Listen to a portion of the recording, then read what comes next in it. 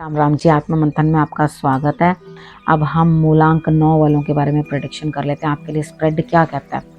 देखो, अच्छा कहता है तो आगे बढ़ जाना, नेगेटिव कहता है तो मैं हूं ना आपको मोटिवेट कर रही हूँ, समझा रही हूँ, बता रही हूँ किस तरह से आगे बढ़ना है, उपाय करने, मित्र शत्रुओं कैसे हैंडल करना। उसके बाद गुरु मंत्र आपके लिए क्या जो है मैजिकल वो आपके लिए उपाय लेकर आया या मैजिकल मैसेज लेकर आया, उसको भी समझ लेना। अब आप ही लोगों में से मैं लकी विनर भी चुनती हूँ। आपने करना क्या है, सब्सक्राइब करना है, कमेंट करना और अपना प्रश्न लिख के भेज देना। आपने प्रश्न लिखना है, क्या ये मेरा कार्य होगा। उसके बाद आपने ये नहीं लिखना कि ये मेरा कार्य होगा या मेरा कार्य नहीं होगा, ये आपने बिल्कुल भी नहीं लिखना, क्योंकि उसके साथ रीडिंग प्रॉपर हो नहीं पाती। ठीक है, अब संडे की बात कर लेते हैं। संडे वाले दिन मुझे ऐसा लगता है यहाँ पे स्थितियाँ बड़ी आपके लिए अच्छी हैं कि पार्टिसिपेशन मिल रही है। घर के कोई भी काम है आपको अकेले करना नहीं पड़ रहा, सब मिलजुल के, यानी कि किसी ने कुछ किया किसी ने कुछ किया, तो सब मिलजुल कर जब काम करते हैं तो काम हल्का लगता है और काम निपट भी जाता है। ठीक है, तो ये हमेशा ही होना चाहिए इंसान के अंदर, लेकिन यहाँ पर आपको संडे वाले दिन हेल्प मिलती हुई दिखाई देती है। मंडे की बात कर लेते हैं। मंडे वाले दिन आपके लिए स्थितियाँ इस तरह की हैं कि आपको कहीं ना कहीं जो है जाना टल सकता है। आप जाना चाह रहे हो कहीं ना कहीं, लेकिन आपका जाना टलता हुआ दिखाई देता है। आपके कोई प्रोग्राम नहीं बन सकता, घूमने का प्रोग्राम भी कैंसिल हो जाएगा, लेकिन दिल फिर भी खुश होगा, ऐसा लगेगा बहुत ही अच्छा हुआ, मैं वैसे हैप्पी हूँ अंदर से, मुझे कोई जाने की ज़रूरत नहीं है। अब बात कर लेते हैं ट्यूसडे की। ट्यूसडे वाले दिन मुझे ऐसा लगता है आप कहीं ना कहीं स्टक हो, इमोशनली परेशान हो, दो पार्टों के बीच में साबुत बचाना को, या क्या करूं, ये करूं कि वो करूं, इस तरह से करके किसी ना किसी चीज़ में कंफ्यूजन में हो। देखो, यहाँ पर जो दुख या परेशानी आ रही है या दिक्कत जो आ रही है उसे बढ़ाओ मत। ठीक है, यहाँ पर अपने जो जिनसे आप प्रेम करते हो उनके साथ अपनी बातें शेयर कर लो। अगर आप शेयर करोगे तो डेफिनेटली आपके लिए रिजल्ट्स अच्छे हो जाएंगे। ठीक है, नहीं तो आपके लिए बहुत सारे नेगेटिव लोग आपका मुख देख रहे हैं, आपको कुछ ना कुछ दिक्कत ज़रूर आएगी। अब वेडनेसडे की बात करते हैं। वेडनेसडे वाले दिन मुझे ऐसा लगता है थोड़ी थोड़ी देर में बात जीत तो हासिल होगी, लेकिन थोड़ी थोड़ी देर में अपनी बातें बदलोगे। हाँ, अब मैं ऐसे कर लूँ, नहीं नहीं मुझे ऐसे करना चाहिए था, तो यहाँ पे इमोशनल डिस्टर्बेंस लगातार दिखाई देती है। तो कंट्रोल योर इमोशंस, जीत आपकी है, आप वेडनेसडे वाले दिन जीतते हुए दिखाई देते हो।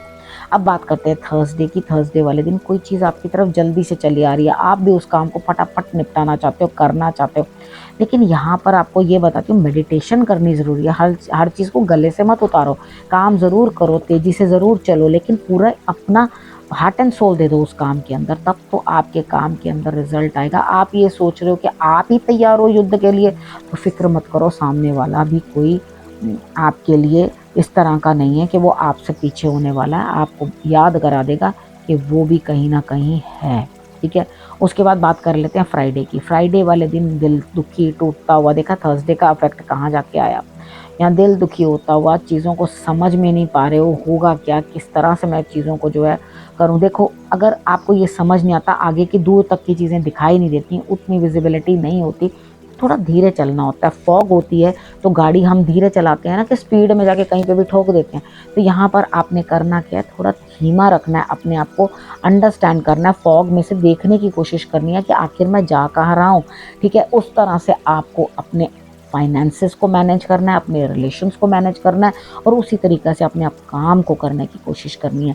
उसके बाद बात कर लेते हैं सैटरडे की। सैटरडे वाले दिन मुझे ऐसा लगता है यहाँ पे स्थिति आपके लिए ये है कि आपके पास सब कुछ है, आप अपने बच्चे के लिए कुछ ना कुछ करने की कोशिश कर रहे हो, आप चाह रहे हो कि मेरे बच्चे कहीं ना कहीं सेटल हो जाए। भाई, यहाँ पर बाकी धन दौलत की कोई कमी या अभाव मुझे दिखाई नहीं देता, वेल सेटल्ड हो आप, कोई दिक्कत आपको दिखाई नहीं देती, आप उस काम को करके देने में अपनी औलाद के लिए भी सक्षम हो।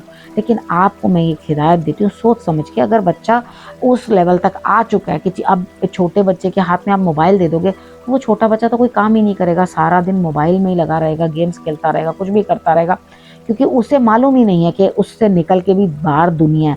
यानी कि वो एक अजीब से शेल में बैठ जाता है और आगे बढ़ना नहीं चाहता।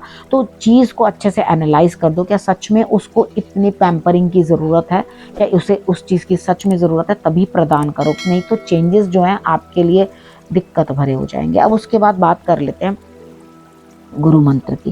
देखो, यहाँ पर भी गुरु मंत्र में यही आपके लिए निकल के आया है कि आपके लिए जीत तो इस बार आई है कहीं ना कहीं। देखो, अब वेडनेसडे वाले दिन जीते हो ना आप अपने किसी काम में, तो यहाँ पर आपके लिए जीत तो आपको हासिल हुई है, आप मेहनत तो कर रहे हो, लेकिन आपके अंदर पता है क्या चीज़ है, अभी तक आप खुद का खोल नहीं उतार पाए हो, अर्थात जो हम अपने ऊपर आवरण होते हैं बहुत सारे हमारे ऊपर, हमने धीरे धीरे उन्हें त्यागना होता है, छोड़ना होता है, तो वो उतरते जाते हैं और एक्चुअली अंदर से हमारी आत्मा जो है वो ब्रीद कर पाती है। तो यहाँ मुझे लगता है आप अपनी सोल को कुछ नहीं दे रहे हो, ठीक है, सोल को कुछ नहीं दे रहे हो और परेशानी में आ रहे हो। यहाँ देवी की आराधना करनी आपके लिए बहुत ज़रूरी है।